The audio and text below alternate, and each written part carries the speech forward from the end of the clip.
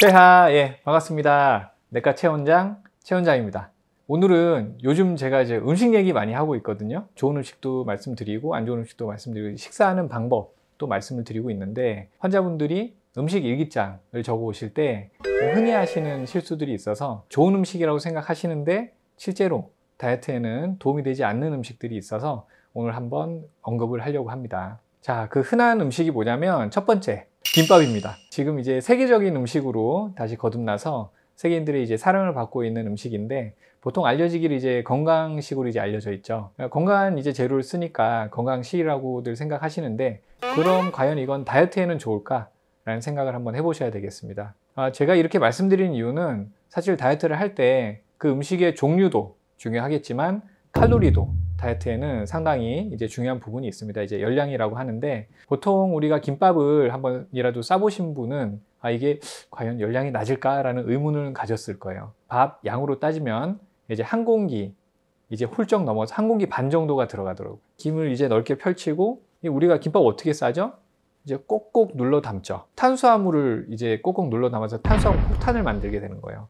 안에 아무리 야채가 들어가고 하더라도 이제 탄수화물을 기본 베이스로 하고 그걸 이제 꼭꼭 눌러 담았을 때 사실은 우리가 김밥을 먹을 때 김밥 한 줄 드시고 배가 부르다는 분은 특히 남성분들은 더더욱이 좀 덜할 거고 두 개를 드셔도 배 안 부르죠. 그래서 라면이랑 막 같이 드시고 하는데 김밥의 솔메이트 라면, 네, 최악입니다.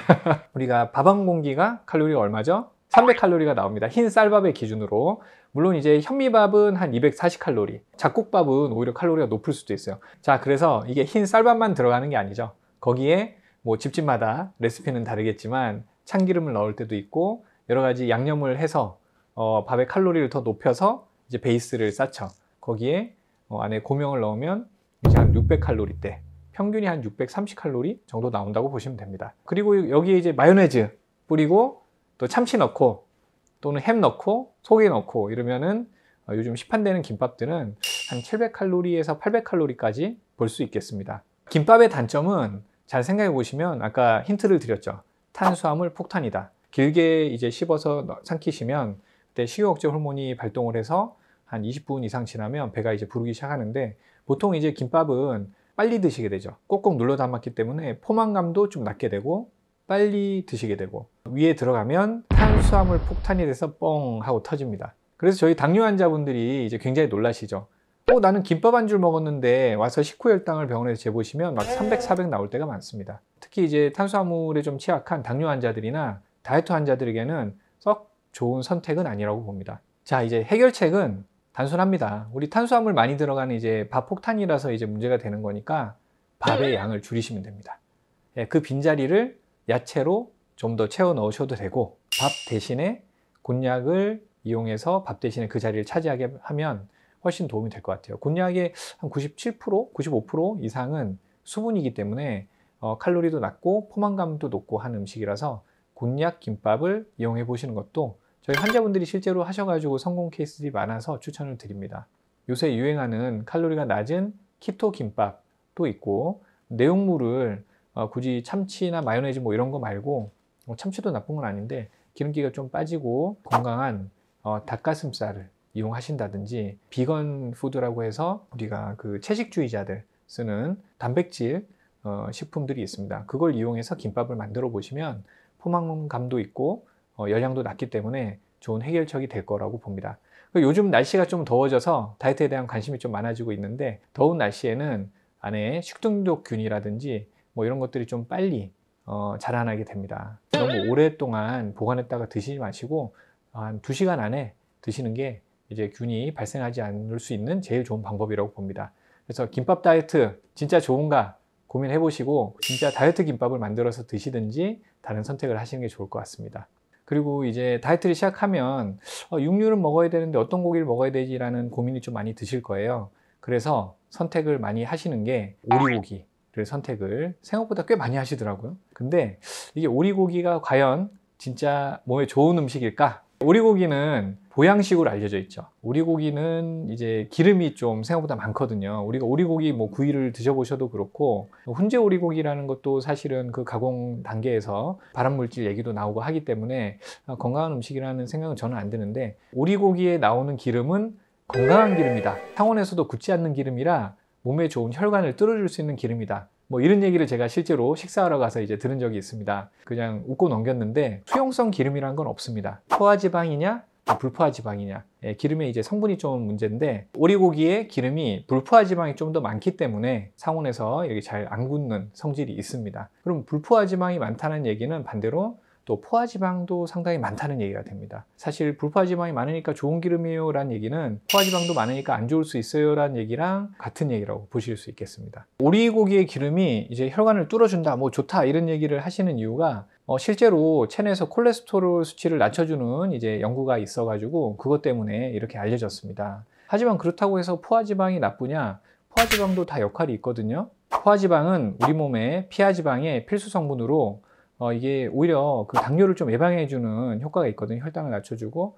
그래서 이게 꼭 필요한 성분입니다. 그래서 무조건 불포화지방은 좋고 포화지방은 나쁘고 이렇게 생각 안 하시면 좋을 것 같아요. 포화지방이 많은 게 왜 안 좋으냐? 그럼 뭐 그 당뇨도 예방해주고, 불포화지방은 또 콜레스테롤 낮춰주는데 그럼 지방 많이 먹으면 좋겠네? 라고 생각하실 수 있는데, 전체적인 지방량이 많아지면 그만큼 살이 찐다는 거죠. 그래서 뭐든지 많은 거는 좋지 않습니다. 오리고기에 그럼 과연 지방이 많이 있느냐가 궁금하죠. 사실 오리고기 구워 보시면 아마 답은 이미 아실 겁니다. 식약처의 식품 영양 성분 데이터베이스에서 이제 내용을 보면, 오리고기 100g 당 지금 들어있는 포화지방이 6.2g이고 불포화지방이 11.8g입니다. 100g에. 그럼 돼지고기 목살은 포화지방이 5.9g, 불포화지방이 8.6g이에요. 방금 전에 오리고기가 100g에 포화지방 6.2대 목살에는 5.9g. 그러니까 돼지고기 목살에 포화지방이 좀 더 덜 들어있고, 불포화지방은 오리고기에 11.8g이고 목살에 8.6g이니까 이 돼지고기보다 훨씬 기름이 많은 거죠. 같은 양의 소고기 안심에는 포화지방이 4.9g, 불포화지방이 6.2g, 거의 2배가 차이가 납니다. 이런 통계를 봤을 때 과연 오리고기가 진짜 몸에 좋은 기름이 적은 음식이냐? 그건 아니겠죠. 포지방, 불포화지방 공이 다 많기 때문에 어느 정도 적당량 드시는 게 좋을 것 같습니다. 그리고 이제 오리고기가 단순히 지방만이 문제가 되느냐?